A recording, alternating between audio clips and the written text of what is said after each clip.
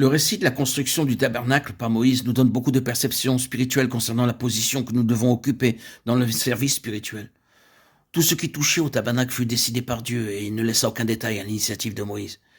Il ne permit aucunement à Moïse d'agir selon son opinion.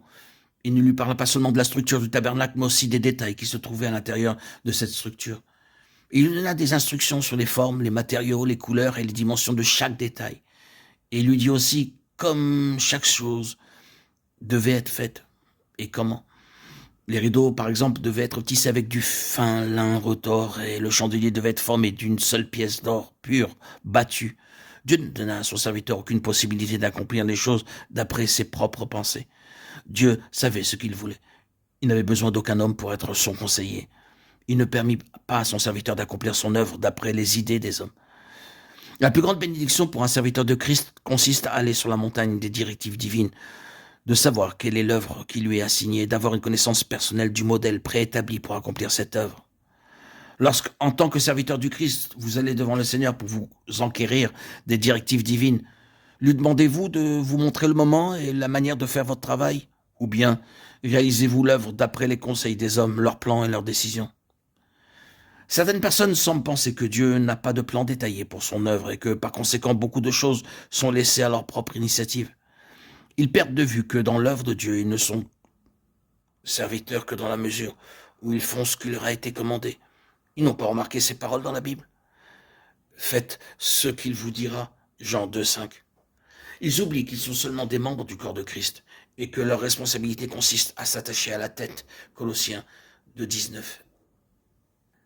et d'être sous l'entier contrôle de la tête. Ils s'imaginent que Dieu a besoin de leur vie naturelle et de leur énergie pour compléter ce qui pourrait manquer dans son conseil. Oh, vous et moi, nous avons réellement besoin de demander à Dieu la révélation à cet égard pour que nous puissions voir que dans son œuvre, Christ est le Seigneur absolu. Rien de ce qui touche à l'œuvre de Dieu ne doit être fait sans son ordre. La puissance d'un serviteur de Dieu et le fruit de son efficacité spirituelle sont seulement obtenus et manifestés par la recherche, sans compromis de la volonté de Dieu et de son exécution. Autrement, quelque actif que puisse être le travail est couronné de succès, il sera manifesté au jour du jugement de Christ, n'avoir été que du bois, du foin ou du chaume, consumé par le feu. Préserve aussi ton serviteur des orgueilleux, qui ne domine point sur moi. Alors je serai intègre, innocent de grands péchés. Psaume 19, 14. Orgueilleux dans la version anglaise est traduit par présomptueux.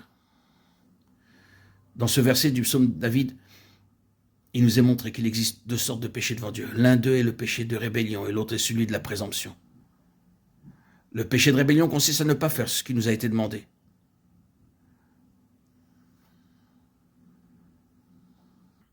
Dieu sait ce qu'il veut. C'est pourquoi il nous dit, par le moyen de la Bible ou du Saint-Esprit, ce qu'il désire que nous fassions. Car une œuvre spirituelle ne dépend pas de son importance, mais de son ajustement dans le dessein de Dieu et de son utilité pour Dieu. Le péché de rébellion consiste à ne pas faire ce qui nous a été demandé. Or, nous connaissons tous l'offense que constitue cette sorte de péché. Nous voulons être libérés de ce péché.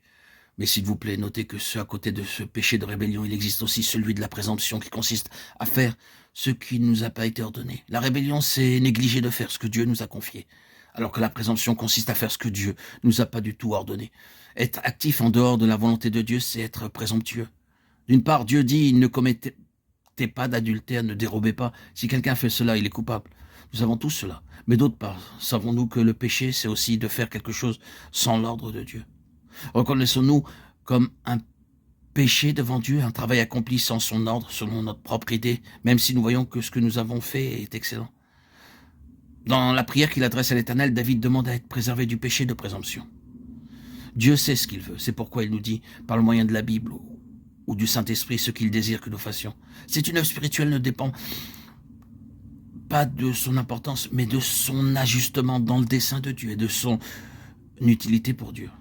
L'important pour un serviteur de Christ, c'est de savoir ce que Dieu veut qu'il fasse, à quel moment et avec quels moyens. Celui qui sert le Seigneur n'a nul besoin de concevoir son œuvre. L'une des caractéristiques de la Nouvelle Alliance, c'est que chacun d'entre nous peut connaître la volonté de Dieu. Un serviteur de Christ peut recevoir dans son esprit la révélation du Saint-Esprit pour discerner clairement ce que Dieu attend de lui. Une telle connaissance est une réalité, elle ne vient ni de son imagination, ni des encouragements ou des indications d'autrui. Elle est fondée sur ce que lui enseigne la Bible et révélée sur l'ordre de Dieu, dans les profondeurs secrètes de son être, par le Saint-Esprit demeurant dans son esprit.